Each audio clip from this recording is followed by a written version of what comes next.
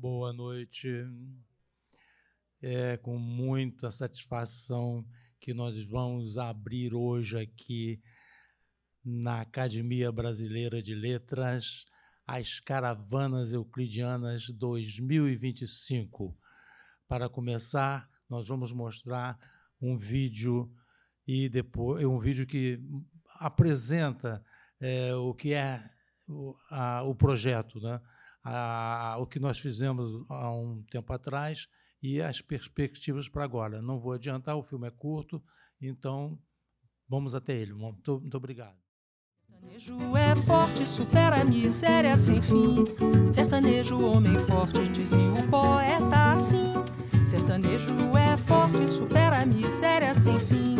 Sertanejo, homem forte, dizia o poeta assim.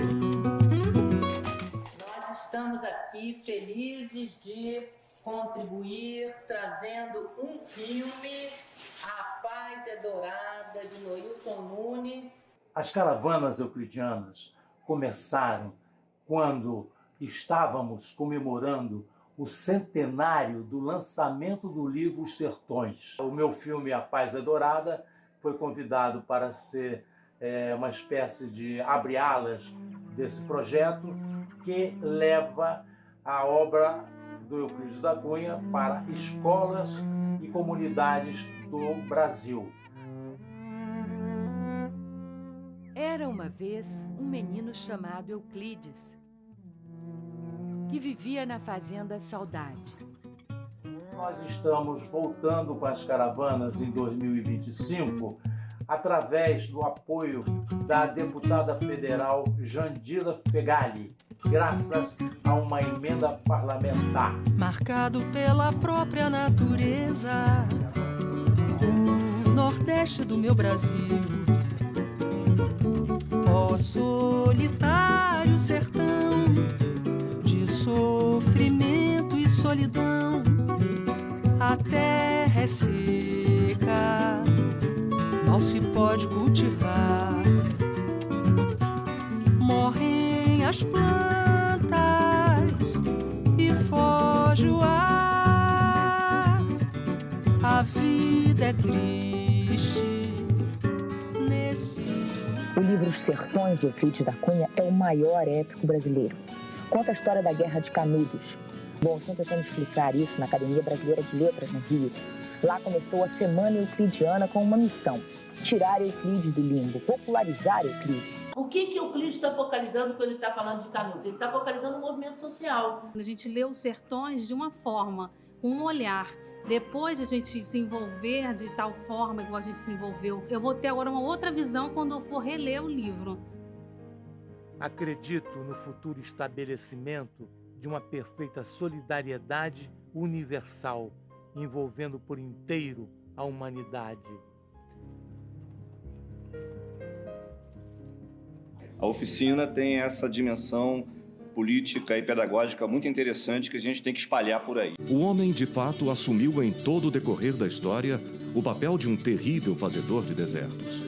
Atacou a fundo a terra, esterilizou-a, feriu-a, degradou-a e deixou-a aqui e ali para sempre, estéreis, vazias, tristonhas. Foi no século passado, no interior da Bahia, o homem revoltado com a sorte do mundo em que vivia, ocultou-se no sertão, espalhando a rebeldia, se revoltando contra a lei que a sociedade oferecia. Já russos lutaram até o fim. Como é forte essa alavanca, a ideia que levanta sociedades inteiras, derriba tiranias seculares. A ideia que nos orienta tem o atributo característico das grandes verdades. É simples. Estudá-la é uma operação que requer mais que as fantasias da imaginação, a frieza do raciocínio. Analisá-la dia a dia é uma operação idêntica à análise da luz. A ideia é a moeda do futuro. A ideia é a moeda do futuro.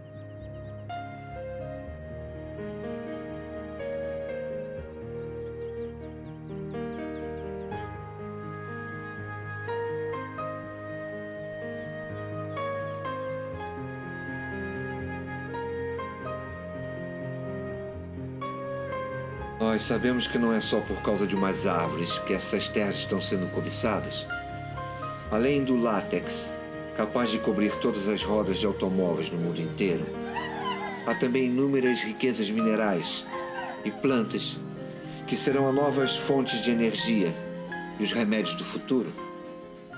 Que Euclides da Cunha, muito mais do que um engenheiro militar que foi lá e construiu aquela ponte de São José do Rio Pardo, ele é um grande construtor de pontes que vão unir corações.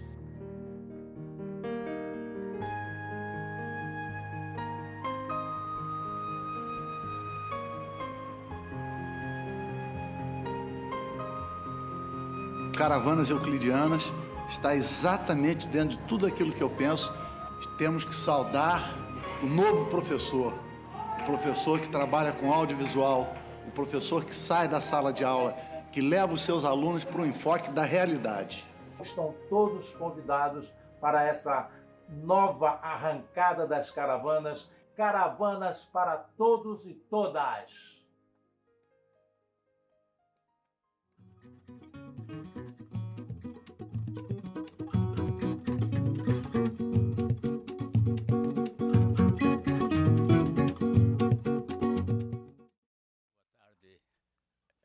Boa tarde a todas, boa tarde a todos. É uma honra muito grande para a Academia Brasileira de Letras receber esse magnífico projeto, essa magnífica ação de trazer Euclides da Cunha, os Sertões, e trazer as questões de justiça social no Brasil para a frente do palco iluminado. Acho que é uma ação extremamente importante. Agradeço particularmente ao Noilton, esse trabalhador incansável nessa luta, né, e grande cineasta. E tenho aqui comigo pessoas altamente preparadas no assunto, muito mais do que eu, mas eu gosto sempre de dizer que é um livro que eu ensino na universidade, quer dizer, desde 1902 é um livro fundamental na história da literatura brasileira e da cultura, e joga com essa questão fulcral no ensino, que é a relação entre literatura e história. Mas eu passo logo a palavra, há uma ordem aqui de sequência. Leio também a cada um, passo agora a parlamentar. A deputada Jandira Fegali não pôde vir, mas está aqui representada pelo nosso amigo, que vai dar algumas palavras. Então, pensei por um pequeno currículo, porque está gravado, isso é importante, não, sei lá, que todo mundo conhece as pessoas que aqui estão, mas fica para o futuro também. Jandira Fegali é médica cardiopediatra, baterista, feminista, e está em seu 8º mandato como deputada federal pelo PCdoB do Rio de Janeiro, firme na luta pela democracia brasileira. Em 4 décadas de parlamento, aprovou diversos projetos de lei fundamentais nas áreas da saúde, cultura e direitos das mulheres. Entre outras, é autora da Lei Aldir Blanc II e relatora da Lei Maria da Penha. Por favor, então, dando a palavra. Boa tarde a todas e todos. Meu nome é Thiago José. Estou aqui representando a deputada Jandira Fegali, que infelizmente não pôde estar presente hoje, em virtude de uma agenda que está ocorrendo também agora nesse mesmo horário, que é de memória, né, o resgate de memória e verdade do Rubens Paiva, né, ali na Praça da Tijuca, que em virtude, né, dos últimos acontecimentos ganhou um novo relevo, e a deputada, né, que compôs também a CPI do 8 de janeiro, né, em defesa da democracia, infelizmente teve que estar presente, infelizmente ou felizmente também, né, teve que estar presente nessa questão de agenda. E também dar uma breve saudação, né, agradecer ao professor Noilton, né, pela confiança. Esse projeto tem uma destinação de uma emenda parlamentar que hoje, né, na República Brasileira, vem ganhando cada vez mais relevo a partir da importância, né, do parlamento, mas também de um certo equilíbrio que nós temos que buscar entre, né, o parlamento e o executivo. E a gente acredita, né, que esses projetos eles são de fundamental importância, porque são projetos que fazem a gente refletir sobre o Brasil, refletir sobre a República, né? O Euclides da Cunha foi um dos pensadores brasileiros que estava ali no momento da recém-república, questionando também, vendo quais foram os acontecimentos que deram, né, o surgimento da nossa República e todo o conflito que veio até então. E hoje, muitas das vezes, né, principalmente quando a gente está falando sobre democracia, muitas das vezes a democracia aqui no Brasil fica meio que um mal entendido, né? Meio que um assunto meio solucionado e que ainda há uma disputa de valores muito grande. E nós acreditamos que projetos como esse fazem, né, estimular a reflexão nas escolas com a nossa juventude, quais são os valores da nossa democracia e quais são os valores do nosso objetivo, da nossa República. E, para terminar, eu avalio que a nossa Constituição hoje, né, depois de algumas Constituições, eu sou do direito, né, então vou para um lugar mais de segurança, né, mas algumas Constituições, e essa última, ela é muito representativa porque ela conseguia, né, criar um consenso na nossa sociedade. E eu acho que todos nós aqui, independente de visões ideológicas, né, e de pensamento político, a gente deveria muito se apoiar na concretização do artigo 3º da nossa Constituição, que estipula principalmente quais são os objetivos da nossa República, que seria erradicar a fome, erradicar o analfabetismo, combater a pobreza, né, combater qualquer tipo de discriminação sobre raça, gênero, e isso é que eu acho que aquilo que está estipulado, né, na nossa Constituição é que deveria ser o nosso grande consenso nacional para que a gente, assim, conseguir avançar para fortalecer a nossa República e, principalmente, a nossa democracia. Então, agradecer novamente, né, a Academia Brasileira de Letras, o professor Nuilton pela oportunidade e também colocar o mandato da Jandira aqui à disposição das lutas pelo Brasil, em defesa da cultura, em defesa da educação e da nossa democracia.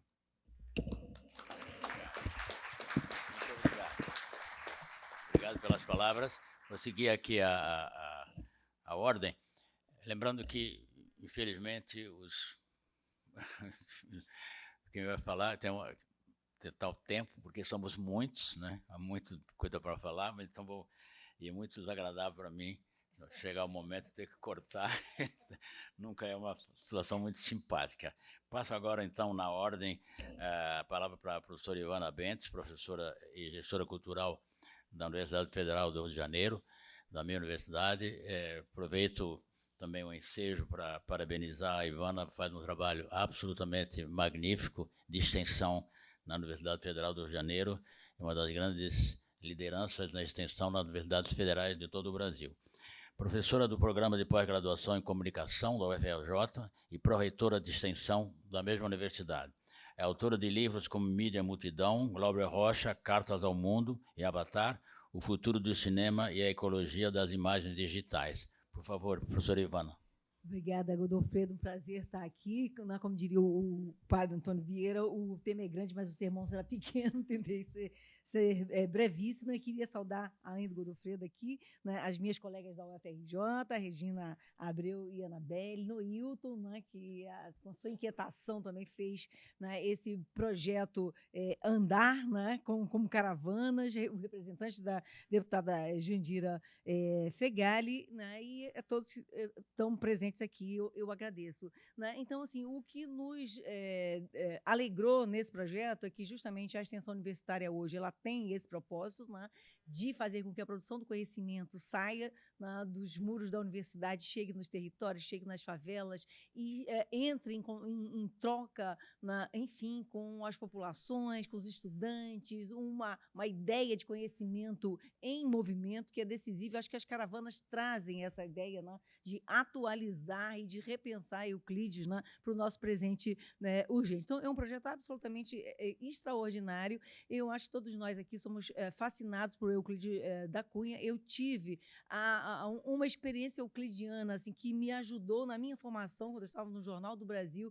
Eu fui convidada pelo Evandro Teixeira a escrever o texto do livro 100 anos de Canudos. Né? Então, nós fizemos o percurso do Euclides da Cunha, de Salvador, indo para Feira de Santana, Euclides, Uauá, Queimados, Monte Santo, né? Aquele cenário maravilhoso glauberiano, até chegar na cidade de Canudos, né, obviamente já submersa, né, depois da barreira, e ir conversando com as pessoas. Então, botei o Sertões debaixo do braço, e a gente ia lendo e vendo quanto aquela paisagem ainda era a mesma 100 anos depois, quanto as figuras humanas, os dramas, né, que aparecem nessas histórias ainda estavam presentes. Isso é muito impactante, isso é muito surpreendente. Eu acho que não só isso traz essa atualidade do Euclides da Cunha, mas principalmente aqui, né, nós temos um escritor da Academia Brasileira de Letras, a sua imaginação épica, né? É uma imaginação grandiosa. Eu fico pensando que talvez a luta de Canudos não tivesse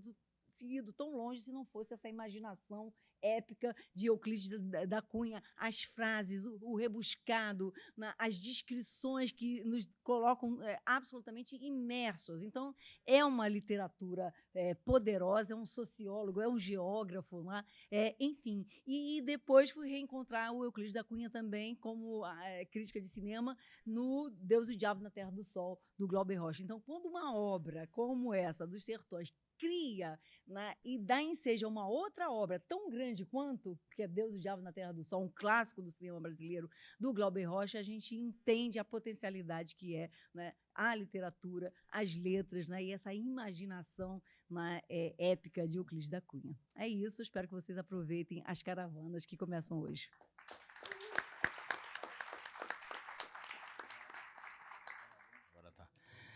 Obrigado, Ivana.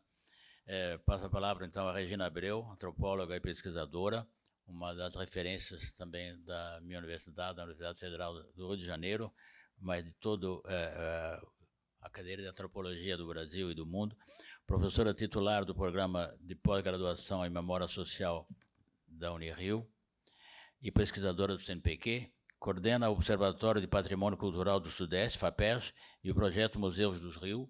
É autora de O Enigma de Os Sertões, livro lindo, acabei de ganhar, mas eu já tenho, então posso passar para alguém. E Memória, Patrimônio, Ensaios Contemporâneos, dedicado pela Lamparina, conselheira do IFAM. Sua pesquisa foca política do patrimônio cultural e material em contextos internacionais. Muito obrigado, professora Regina, pela presença. Muita honra nossa. Bem, eu que agradeço ao professor Godofredo de Oliveira Neto e, assim, por essa acolhida aqui na Academia Brasileira de Letras. Agradeço ao público que veio aqui nos prestigiar. Queria dizer assim que hoje nós vamos ter assim apenas pílula, né, uma pílula das caravanas euclidianas, né, porque é um projeto que nós nos dedicamos assim, em geral, um fim de semana inteiro. Nós visitamos várias cidades do interior do estado. Euclides da Cunha é um escritor fluminense que nasceu em Cantagalo, no interior do estado do Rio de Janeiro. E quando nós pensamos em fazer as caravanas, nós pensamos exatamente, né, nessa valorização de um escritor com a potência de Euclides da Cunha, né, que é um escritor do nosso estado, né? Então, a gente tem feito esses percursos, né, em várias cidades que nos procuram, né, com escolas, nós passamos filmes, nós debatemos o livro, nós fazemos oficinas de cinema, né, pesquisando a região, né, assim, pensando um pouco assim, essa atualidade da terra, o homem, a luta, né? Então, pensamos assim, a terra hoje, né, o território, qual é o território que aqueles estudantes vivem, né? O homem, né, quais são as pessoas admiradas, as pessoas bacanas da região. Aí a gente vai lá, entrevista as pessoas, quer dizer, tem todo um lado assim de ligar as pessoas ao seu território, né, que eu acho que é uma força do Euclides, né, que é essa relação do homem com a terra, né? E, por fim, a luta, né, nós trabalhamos os movimentos sociais dos locais, né? Quer dizer, então, a gente faz um levantamento, uma etnografia dos movimentos sociais, e depois isso tudo é filmado, trabalhado, e depois a gente passa pelo YouTube, né, assim, os alunos recebem de volta esse material. Então, é um trabalho muito gratificante, porque, como disse a Ivana, é um trabalho assim, de sair da escola, sair da universidade e ir em direção a esses universos que são tão carentes, precisam tanto do nosso trabalho, né? Quer dizer, a gente tem recebido assim, com muito muita alegria, né? As pessoas nos recebem com almoço, com lanchinho, assim, é sempre uma alegria enorme, né? Bem, eu estou aqui também, assim, quer dizer, um dos aspectos assim da minha trajetória, né? Quer dizer, eu escrevi esse livro, O Enigma dos Sertões, em que eu faço uma indagação de por que esse livro é considerado o livro número 1 do Brasil, né? Quer dizer, ele sucessivamente vem sendo tratado como um desses livros seminais, né? Um livro que todos têm que ler, né? Então eu vou me perguntando um pouco sobre esse lugar desse livro, né? Quer dizer, bem, eu vou falar muito rapidamente, mas eu achei que a gente tem que dar um pouquinho de conteúdo aqui para esses estudantes que estão aqui nos ouvindo, né? Euclides da Cunha é um personagem da virada do século XIX para o século XX, é um republicano histórico, né? Quer dizer, ele é alguém que vai desde a mais tenra idade, ele, como engenheiro, estudante de engenharia na escola militar, ele participa dos movimentos republicanos, né? E ele, a partir da proclamação da República, ele começa a ter uma série de crises, né? Tendo em vista os acontecimentos dessa que ele vai, inclusive, dizer assim, esta não era a república dos nossos sonhos, né? Ele idealiza uma república libertária e, na verdade, ele começa a ver uma série de desmandos e de questões difíceis, né, assim, para o país, né? E isso traz para ele muita angústia. Ele era uma pessoa muito visceral, né, muito ligada a tudo que fazia, né? É um engenheiro militar, né? Quando percebe esses desmandos, principalmente, né, quer dizer, nessa questão do Exército Brasileiro, né, quer dizer, principalmente assim no governo do Floriano Peixoto, né, que no afã de sufocar quaisquer movimentos antirrepublicanos, esses chefes militares partem para um conflito armado com grupos que seriam contrários teoricamente aos ideais republicanos, né? Então é no bojo dessas ações, né, que o Exército Brasileiro parte para sufocar o movimento de Canudos no interior da Bahia, que é um movimento que ocorre entre 1896 e 1897, quer dizer, a repressão a Canudos, né? Ele, além de engenheiro militar, ele escreve para o jornal Estado de São Paulo. Ele é um primeiro correspondente de guerra no país, né? Quer dizer, ele vai para Canudos, né? Porque antes assim as notícias chegavam, mas não existia essa figura do correspondente, né? Então ele torna-se alguém que vai ser uma testemunha ocular, né? E é muito impressionante porque Euclides ele tem ideais universalistas, civilizatórios, e ele vai, como diz o Gilles Lapouge, que é um crítico francês, quando foi lançada a edição francesa de Os Sertões, diz assim, Euclides vai queimando a si mesmo. Então, o livro Os Sertões, você percebe, assim, tem muitas contradições, tem muitas questões, assim, porque ele tem alguns ideais, assim, muito duros, né? Mas ele vai percebendo que ele tem que compreender a sociedade brasileira, que ele tem que entrar dentro desse território, que tem que conversar com as pessoas. Tem passagens assim lindas na Caderneta de Campo, assim, que é um encontro dele com meninos, com jagunço, com crianças, assim, e ele vai falando, bem, esse aqui é o jagunço que o Exército está combatendo, é esse menino, são essas pessoas, né? Então ele vai ficando muito atônito diante dessa situação, né? Bem, o Arraial de Canudos, né? Quer dizer, é um arraial construído no Rio Vaza Barris, na Bahia. Ele chegou a atingir 8.000 sertanejos que formavam uma congregação religiosa, preparando-se para um futuro de justiça e prosperidade posterior ao juízo final. Uma comunidade que aboliu a propriedade privada e se recusava a pagar impostos. E isso representava uma afronta e perigo para os poderes constituídos, principalmente para os fazendeiros da região. E aí começa toda a situação, né, assim, de que aquilo era um movimento que estava saindo do controle, né? Então, o primeiro movimento contra Canudos são dos próprios fazendeiros da região, que depois vão chamar as forças do governo da Bahia e depois as forças do Exército Republicano. Essa comunidade é liderada por Antônio Conselheiro, um beato, que era também, isso é importante, um rábula, que era uma espécie de um advogado, né? Conhecedor de leis, que oferecia serviços a sertanejos necessitados com pendências de terras e oprimidos pelos grandes fazendeiros. Pouco a pouco, Antônio Conselheiro foi ganhando a confiança da população, que o chamava de Bom Jesus. A grande seca de 1877, a falta de trabalho e de condições de vida, gestou um amplo movimento em torno do conselheiro. Os retirantes dos lugares mais assolados vinham juntar-se à multidão que seguia o santo, e a turba, agora triplicada, vagueava pelos caminhos carregando cruzes, santos e estandartes.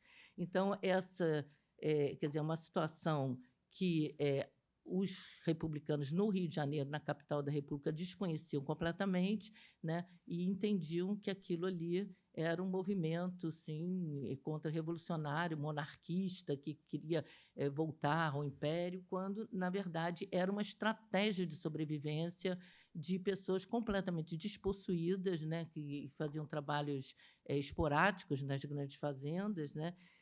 Então, nesse sentido, que Euclides já chega em Canudos já no final da guerra, e ele vai assistir aqueles horrores do final da guerra, e ele vai se perguntar diversas vezes, né, quer dizer, a célebre expressão, essa não era a república dos nossos sonhos, né, e vai observar essa mortandade dos dois lados. E o interessante, assim, é que, embora o exército, assim, chegue poderoso, o grupo do conselheiro consegue, por uma série de artimanhas, né, no sertão, assim, consegue, em diversas ocasiões, vencer o exército republicano. Então, é uma guerra fratricida, né, assim, impressionante, e é uma espécie de um mito fundador da República Brasileira. E isso é muito complicado, né? É muito complicado. Assim, a guerra dura 2 longos anos, né? Termina numa situação assim, Euclides, inclusive, no final do livro, fala assim, da última página, né? Assim, Canudos não se rendeu, exemplo único em toda a história, resistiu até o esgotamento completo, que morreram todos. E aí fala assim, eram assim, tantas crianças, umas mulheres, assim, diante das quais um batalhão rugia raivosamente, né? Então, é assim, o exército brasileiro matando o povo brasileiro, uma situação assim complicadíssima, né? E ele vai fazer uma reflexão, assim, de que não deveriam ter mandado soldados, mas mestre-escolas, né? Deveria ter mandado o que a gente vai fazendo com as caravanas euclidianas, que é educação, que é inclusão, né? Então, assim, o que a gente vai entender de toda essa situação, né? Assim, que quer dizer, pensando assim um pouco, né, assim, da atualidade do texto, né? Quer dizer, a atualidade do texto, assim, que esse conflito e essa situação de uma população que fica à margem da sociedade, né? Quer dizer, não é uma situação que foi vencida ainda pela República Brasileira, né? Nós estamos numa situação que, assim, que existe grande parte da população brasileira que vive à margem, né? E enfrenta cotidianamente forças de extermínio comandadas por um regime econômico e político centrado em elites fechadas em seus privilégios, né? Então, essa é uma questão, assim, que nós não superamos na República Brasileira, né? Eu acho que ele estava falando, assim, do avanço da Constituição de 88, né? Quer dizer, como nós avançamos, de fato, avançamos, mas quando a gente volta ao texto dos Sertões, a gente percebe, assim, olha, assim, nós precisamos incluir a população, né, na sociedade brasileira, né? Quer dizer, a grande parte da população. Então, essa pauta de Euclides ainda é nossa pauta, né? Bem, o texto de Euclides foi lançado em 1902, quando a guerra já tinha terminado. Inclusive, vários textos tinham sido lançados antes, mas o texto dele produz, tem uma força impressionante na época, né? Ele, assim, o livro esgota rapidamente, né? E, em 1906, exatamente em 18 de dezembro de 1906, ele é entronizado na Academia Brasileira de Letras, né? Vai ocupar a cadeira cujo patrono era Castro Alves e cujo último ocupante tinha sido Valentim Magalhães. E, em seu discurso de posse, Euclides sublinha porque ele vai falar sobre Castro Alves e Valentim Magalhães, então sublinha em ambos a primazia pelas questões sociais e a importância destes como escritores que olharam para o Brasil profundo, né? Esse Brasil do interior, né? Que era absolutamente desconhecido na ocasião. Euclides também tem aquela frase célebre, né? Assim, as elites estão cegas aos quadros reais da nossa vida, das nossas vidas. Então, ele sempre falando desse litoral, né, que as elites do litoral, e o quanto que o interior ficava abandonado, né? Então, esse é um tema forte que é recorrente de vários outros autores, né? Então, ele vai se apresentar, na ocasião, como escritor que mesclava ciência e literatura, no discurso de posse dele na ABL, né? Ele é recepcionado por Silvio Romero, que é um outro escritor acadêmico, né, que tem uma relação importante com a questão do interior, principalmente do Nordeste, das populações, assim, da cultura popular, né? Então, assim, Silvio saúda o Novo Imortal como um poderoso escritor que estuda e medita porque sabe ver e inquirir. Elogia a posição de escritor cientista, que esse é um outro ponto assim, muito importante, porque, embora esteja tocando em temas fundamentais da ciência, ele faz, como Joaquim Nabuco, né, vai dizer, uma célebre frase, né, que Euclides escreve como cipó, né, quer dizer, que é uma fala retorcida, realmente é um texto assim, que todos falaram, um texto difícil, um texto assim, muito peculiar, né? Então, o Silvio Romero considera que do livro era possível tirar lição relativa ao futuro das populações sertanejas e, por consequência, dos 12 milhões de brasileiros que, de norte a sul, ocupam o corpo central do nosso país e constituem o braço e o coração do Brasil. Para Silvio Romero, o valor do livro estaria em ter tocado em dois temas centrais interligados: a terra e o povo brasileiro. O Silvio Romero tem algumas passagens também sobre a questão da abolição da escravidão, né, de quanto não houve nenhuma política de inserção, de incorporação daquela população, né, quer dizer, então essas populações vão ficar à própria sorte, né, assim, após 1888, né, e toda essa situação dessas populações pobres, sertanejas, né, e descendentes de pessoas escravizadas, né, que não há políticas de incorporação, né?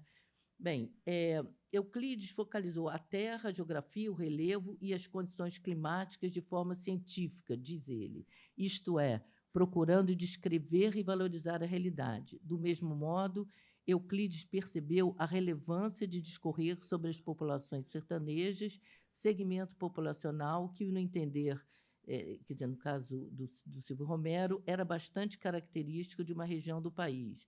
Duas metáforas sugestivas sinalizavam a importância atribuída ao tema da constituição do povo brasileiro no discurso de Silvio Romero.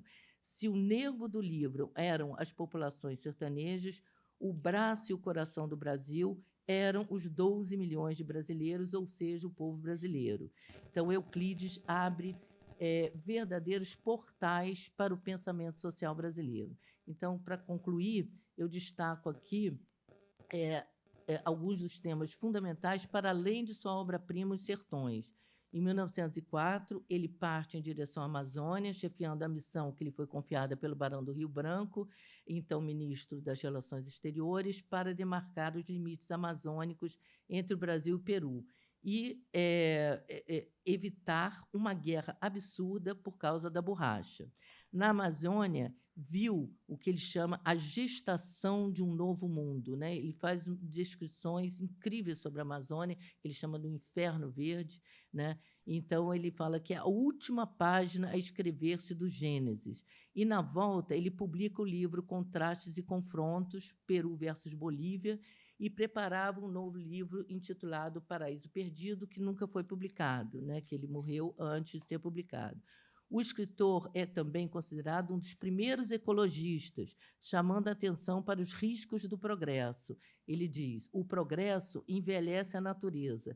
Cada linha do trem de ferro é uma ruga e longe não vem o tempo em que ela, sem selva minada, morrerá.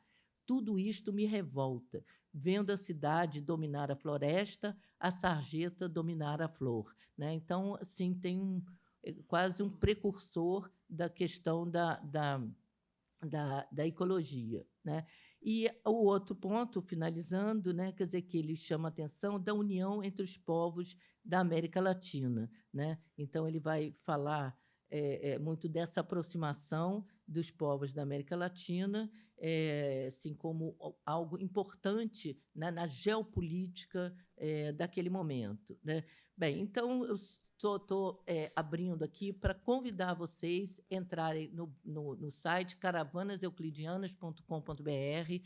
No site nós vamos ter todas as informações sobre as caravanas, onde elas vão estar, onde vai passar, né? E, assim, se tiverem interesse também, ali tem os endereços para nos procurarem, né? E, assim, é isso que eu tinha para trazer. Espero vê-los depois, assim, nessas caravanas, tá bom? Muito obrigada.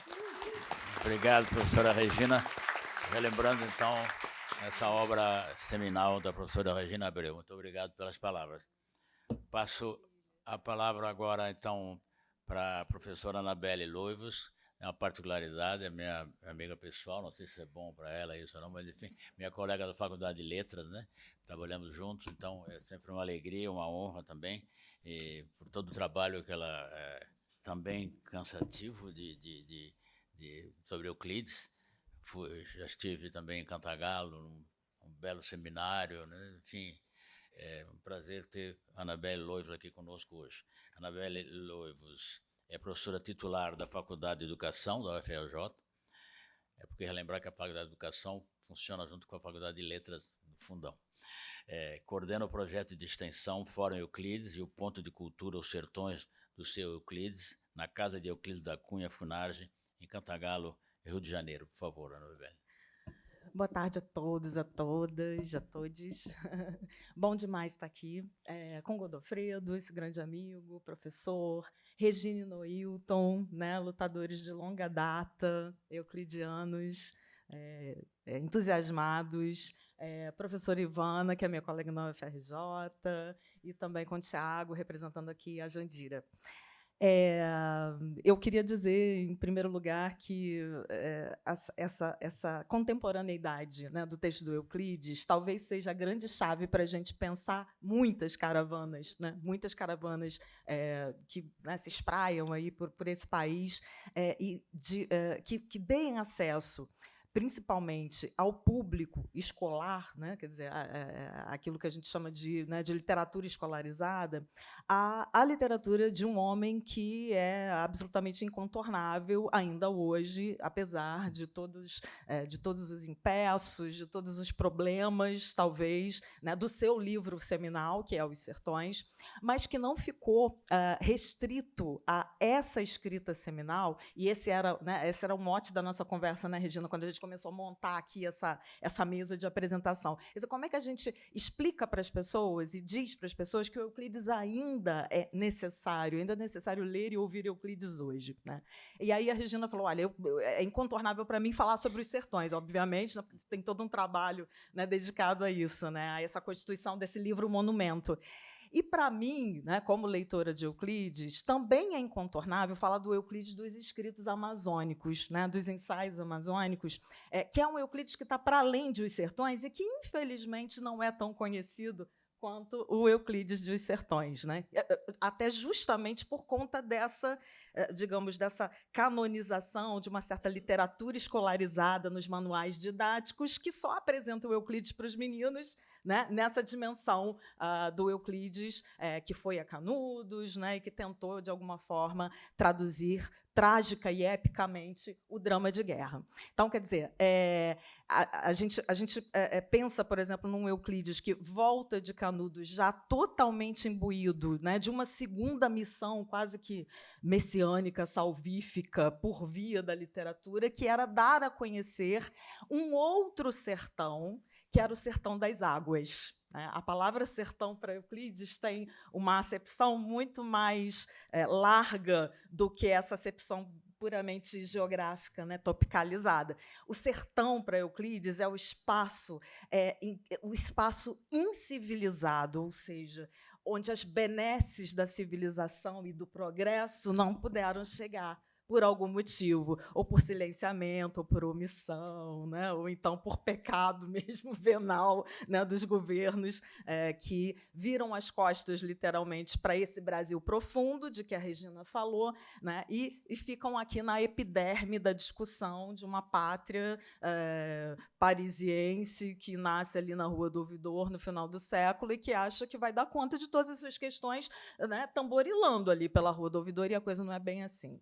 Então, é esse Euclides que vai, né, para a Amazônia, que passa meses dentro de navios e que chega ao fim de uma expedição, né, como chefe de uma expedição de reconhecimento de fronteira, em canoas que os sertanejos da Amazônia chamam de ubaús, né, que são aquelas canoas feitas de um pau só, né, que é quase que obrigado a puxar a canoa, varar, né, varejar rio, porque o rio já está na vazante depois de tanto atraso, né, dos planejamentos dessa comissão.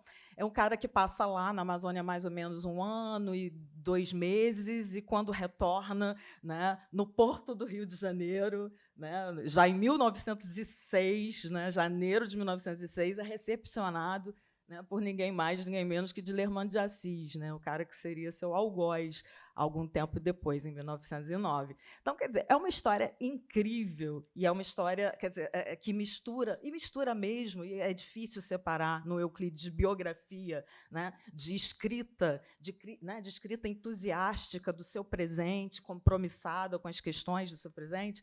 É o mesmo Euclides que diz que a Amazônia é uma terra sem história, é uma terra em que tudo está, né, por se escrever. É o cara, por exemplo, que escreve carta para todo mundo, reclamando de tudo e de todos, até porque já está com malária, febres palustres, etc., né, no final das contas, e diz que não sabe como é que alguém se adapta ao clima maravilhoso da Amazônia, que deve ser admirável para o organismo das palmeiras, mas não para o organismo humano.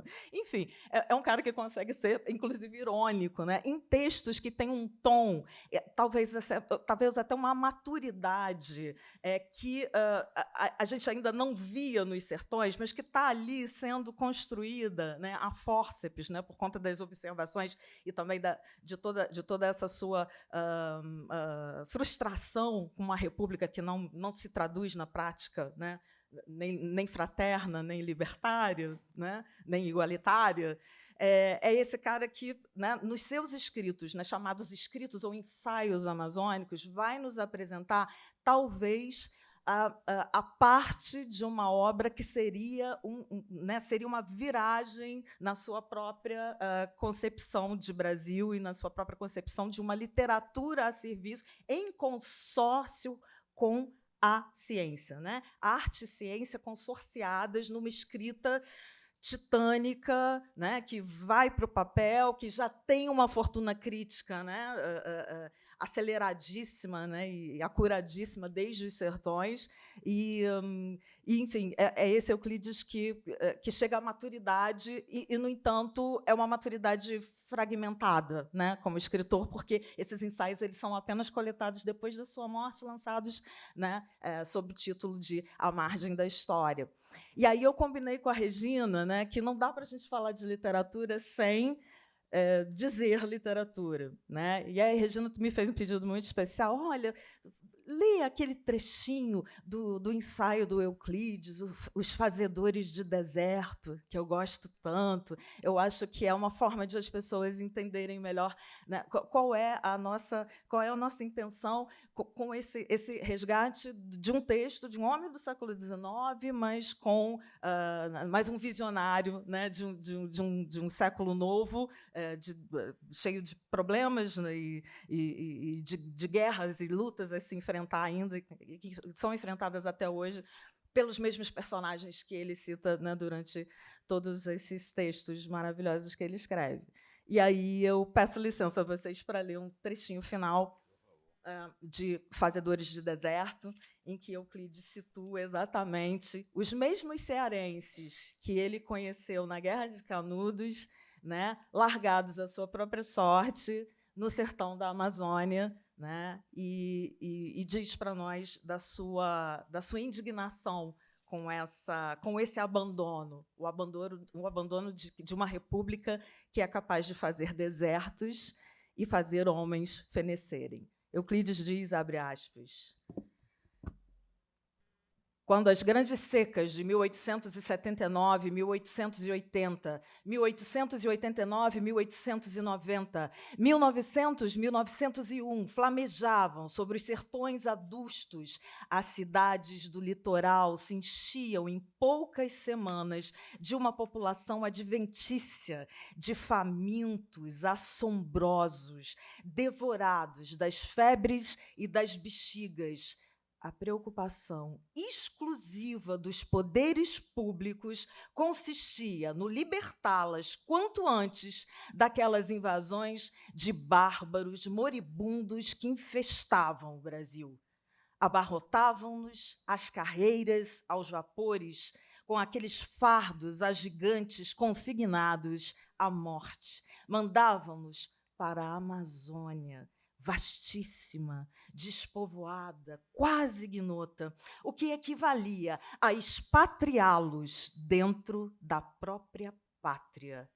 Mas, feita a tarefa expurgatória, não se curava mais dela.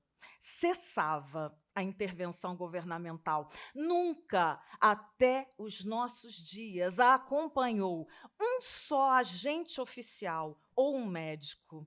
Os banidos levavam consigo a missão dolorosíssima e única de desaparecerem. E não desapareceram. Euclides da Cunha.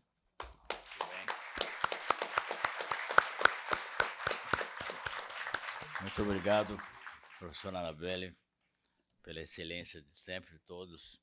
Uma honra muito grande.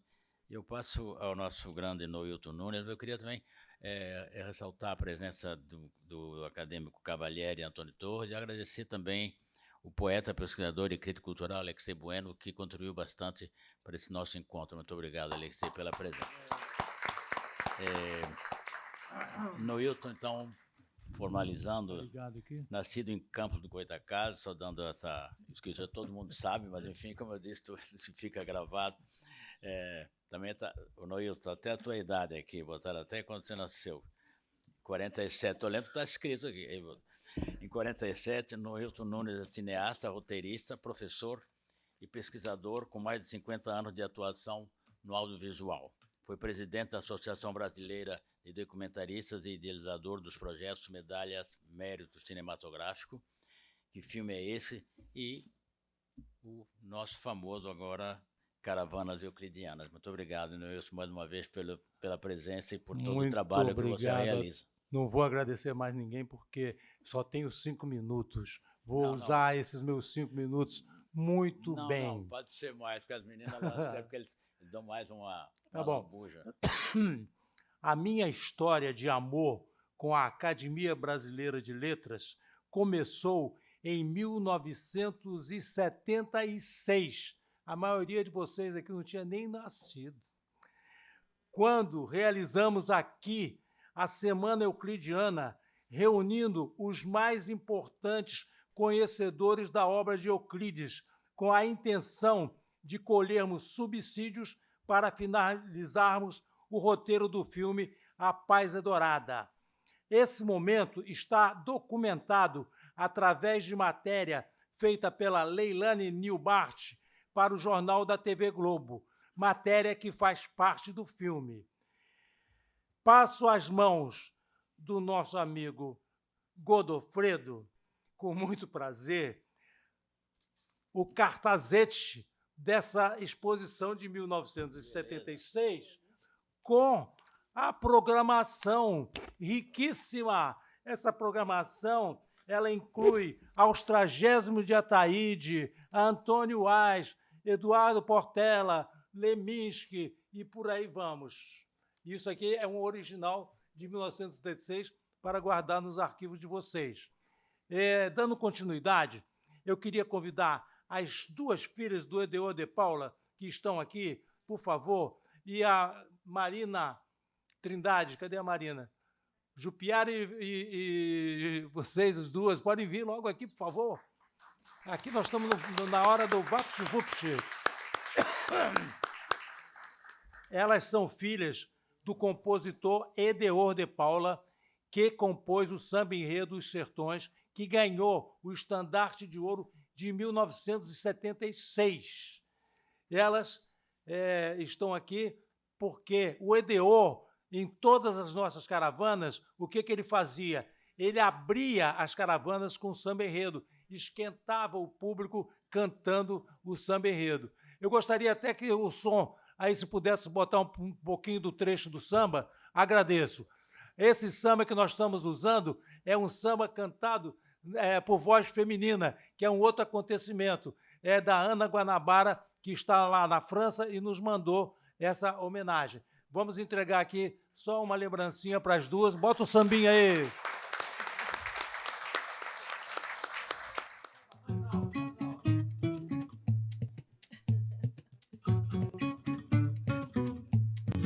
Marcado pela própria natureza,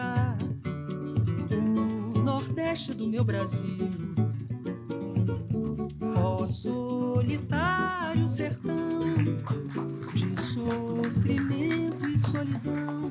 Continuando aqui as minhas entregas, eu quero convidar um amigo meu de 100 e tantos anos atrás, desde o século passado, o Alexei Bueno, que está sentadinho ali. Por favor, Alexei. O Alexei foi o grande irresponsável por ter feito a pré-estreia do filme A Paz é Dourada aqui na Academia Brasileira de Letras. Quando foi? Nem tem mais a data aqui, tem que procurar aqui a data. Alexei, aqui estão os originais do convite. Naquela época, os convites eram feitos assim, envelopados pelo correio. Eu queria que você entregasse aqui para o nosso amigo Godofredo, para guardarmos mais essa coisa. Alexei, o Alexei, ele tem que participar, ele é um dos maiores conhecedores de Euclides.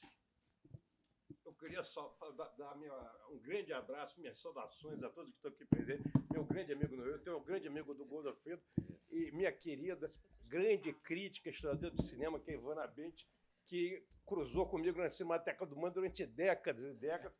E como ela falou muito bem, já que nós estamos numa ligação clara aqui entre literatura e cinema, Os Sertões de 1902, 62 anos depois, você vai chegar com outras fontes, que Glauber é dessas figuras que junta toda o humus de uma nação, cultural de uma nação, nesse outro monumento nacional, que é Deus, o Diabo na Terra do Sol.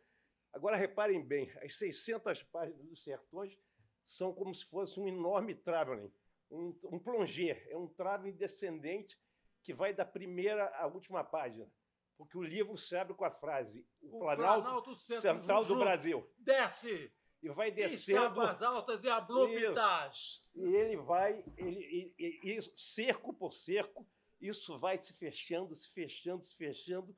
E como termina o livro? Antes, obviamente, da frase final.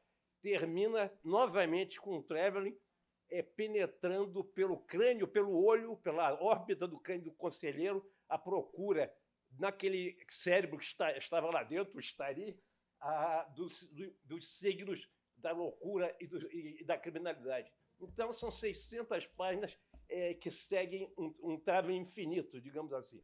é um monumento que só tem igual na literatura brasileira, como grandeza épica no Grande Sertão Veredas, e eu sempre falo, a língua portuguesa tem essa glória. Nós temos 3 epopeias, uma em verso, exatamente como deve ser uma epopeia, que é os Lusíadas, e 2 em prosa nossas, que é os Sertões e o Grande Sertão Veredas. Então, vive Euclides, vive...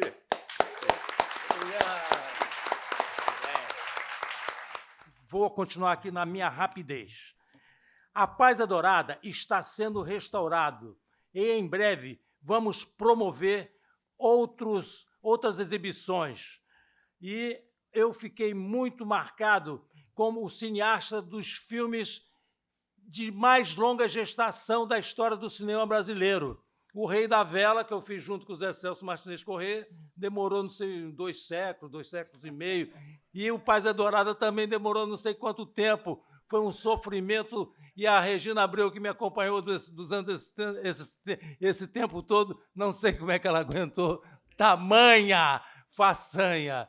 Mas eu vou pular aqui.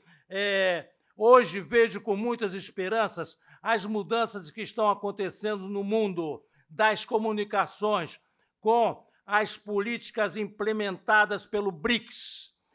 Em pouco tempo, vivenciaremos saudáveis intercâmbios de filmes que vão enfrentar o império dos produtos made in USA, com a maioria desses filmes, séries e jogos subsidiados pela indústria bélica. E nós vamos vencer esta guerra daqui a pouco. Em poucos anos, nós vamos ver filmes russos, chineses, indianos, africanos, tomando conta desse espaço que até então parece que é só dos filmes americanos. The End. Agora, para finalizar, vou deixar alguns pensamentos do Euclides latejando por aqui, porque eles são poderosos. Não sei de mais elevada política do que essa da aproximação dos espíritos na América Latina e no mundo. No dia em que nos conhecemos bem e as nossas inteligências se entrelaçarem, não haverá surpresas políticas que nos precipitem na guerra, no obscurantismo, na miséria. No Brasil de hoje, quem pensa, quem estuda, quem pesquisa é cada vez mais enxotado pelos medíocres que passam por nós, nos afrontam e ocupam os melhores postos de decisão. É a imbecilidade triunfante, bem capaz para os momentos de hoje. Acredito num futuro estabelecimento de uma perfeita solidariedade universal, envolvendo por inteiro a humanidade. Precisamos de uma forte arregimentação de verdades e de uma sólida convergência de esforços para essa grande transformação indispensável, porque seu triunfo é inevitável. Garantem-no as leis positivas da sociedade que criarão o reinado tranquilo das ciências e das artes, fontes de um capital maior, indestrutível e crescente, formado pelas melhores conquistas do espírito e do coração. Agora, uma frase do filme que a Leila Rich diz.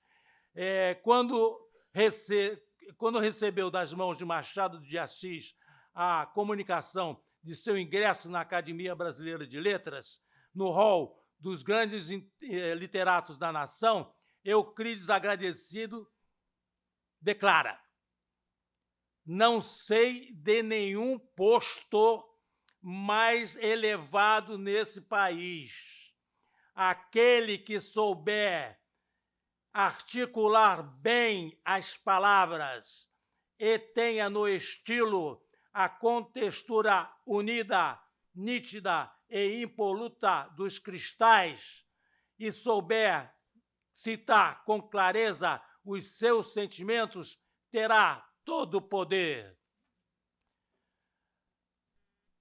Finalizando, eu vou diretamente para o poema que Euclides da Cunha escreveu quando ele era um jovem adolescente. Isso é para incentivar os nossos jovens a escrever, a poemizar, a criticar, a fazer filmes. E então vamos lá. Antes de entrar no poema dele, que se chama Eu Quero, eu vou deixar 2 querozinhos meus particulares para compartilhar com vocês. Quero 1. Eu quero que as caravanas passeiem por todo o Brasil. E o quero 2, que é ainda mais contundente, é o seguinte: eu quero que as caravanas passem pelos países do BRICS. Então, nós queremos começar essa viagem pelo BRICS através da Rússia, de Dostoiévski, de Tolstói, de Maxim Gorky, de Mayakovsky.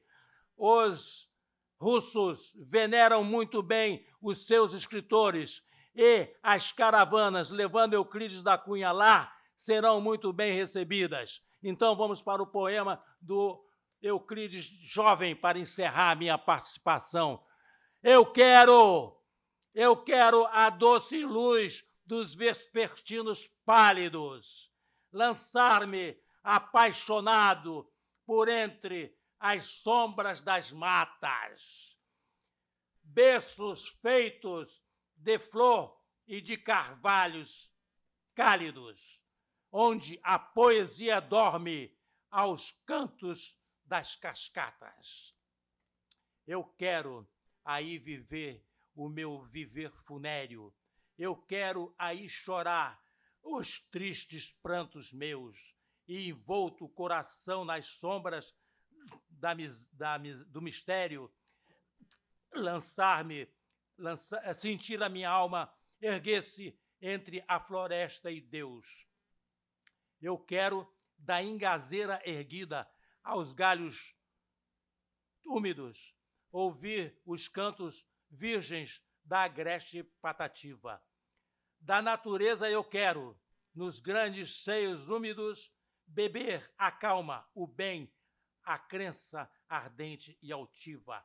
Eu quero ouvir o esbravejar das águas nas ásperas cachoeiras que irrompem do sertão.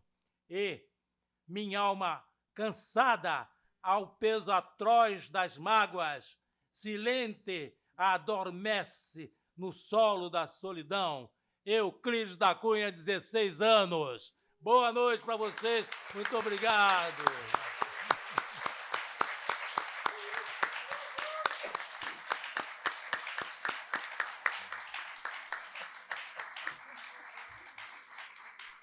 Bem, muito obrigado a todas e a todos.